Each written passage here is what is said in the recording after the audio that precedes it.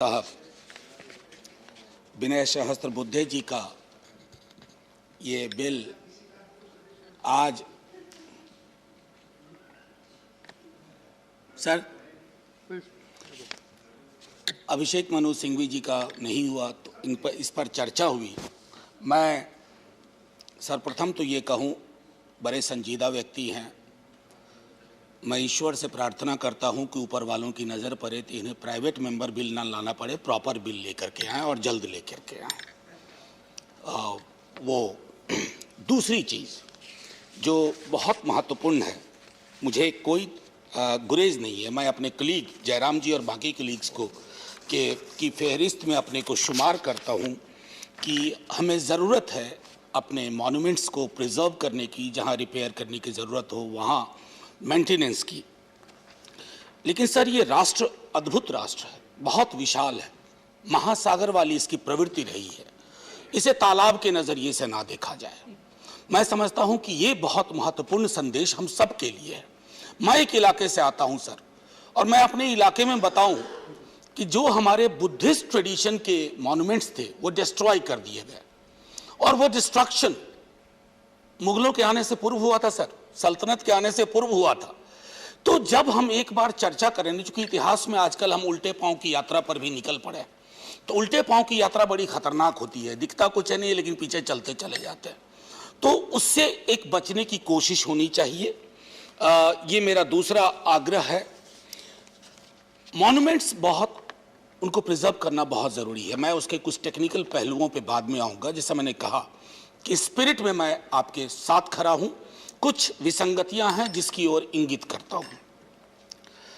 Sir, latest report के हिसाब से हमारे मुल्क में 10 से कम प्रतिशत लोग, 80% संपत्ति उनके पास है।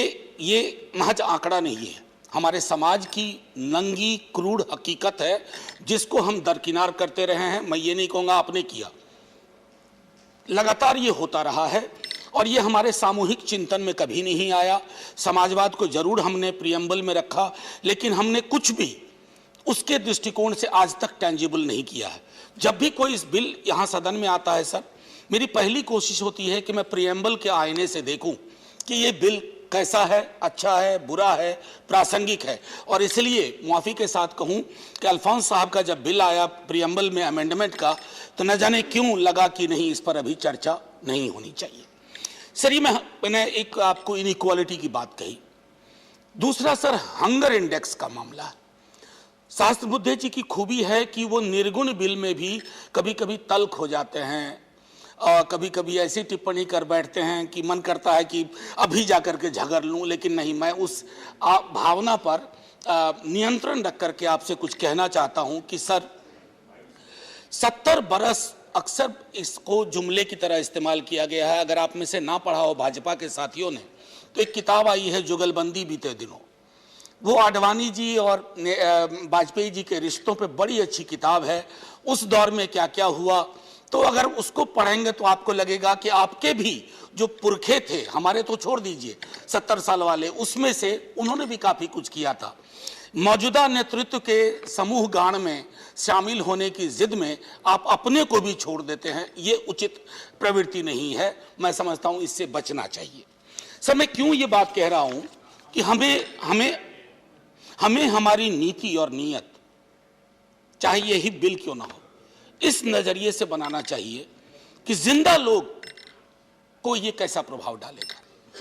आप कहते हैं ना खेलेगा इंडिया, मैं कह रहा हूं कि बचेगा नहीं इंडिया तो देखेगा क्या इंडिया। ये हमारी कोशिश होनी चाहिए। अब मैं जब देख रहा था 135 का, मेरा मानना यह है सर इसमें कि बैलेंस थोड़ा करना होगा। आपकी जो असमानता का महासागर है, अगर आप उसको डेंट करना चाहते हैं तो आप स्पेसिफिक मैंडेट इस बात का भी दीजिए कि जिस इलाके में भी वो हो, इनकम जनरेशन प्रोग्राम पे अत्यधिक फोकस हो।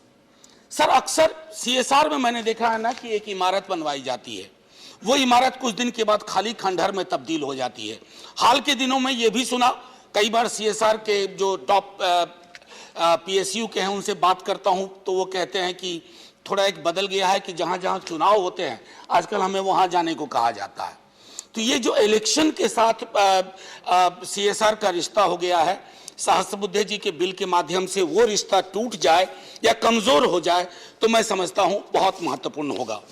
मैं इसमें एक मॉन्यूमेंट्स को लेकर के जो अथॉरिटी वाली बात जयराम जी ने कही, मैं उससे अपने को जोड़ता हूं और कहता हूं कि इस तरह की जो भी बॉडीज आप बनाएं उसमें आप ऐसी इंटीग्रिटी वाले लोगों को रखें जिनके ज्ञान पे, जिनके विस्तार पे किसी को कोई शक ना हो। आपके पास बहुत सारे ऐसे पद हैं जो किसी को दिए जा सकते हैं, मसलन ITDC वगैरह, लेकिन इसमें नहीं, मॉन्यूमेंट्स वगैरह टाइप में नहीं, मेरा मानना है।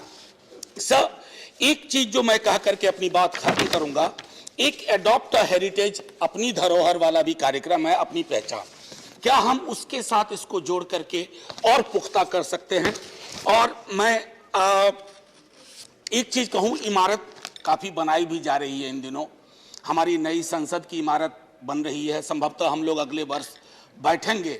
लेकिन एक हमारे वाइस चांसलर साहब थे, माननीय सभापति जी, उनके बारे में कहूं कि एक इमारत एक बार बनी थी और मैं एक टीचर के रूप में वो प्रोग्राम कंडक्ट कर रहा था, तो उन्होंने कहा कि cemented structures have an inherent inclination to also become the cemetery of knowledge। मेरा इस संसद की नई इमारत बनने में डर इसी बात का है कि कहीं संसदीय लोकतंत्र संग्रहालय की विषय वस्तु न बन जाए।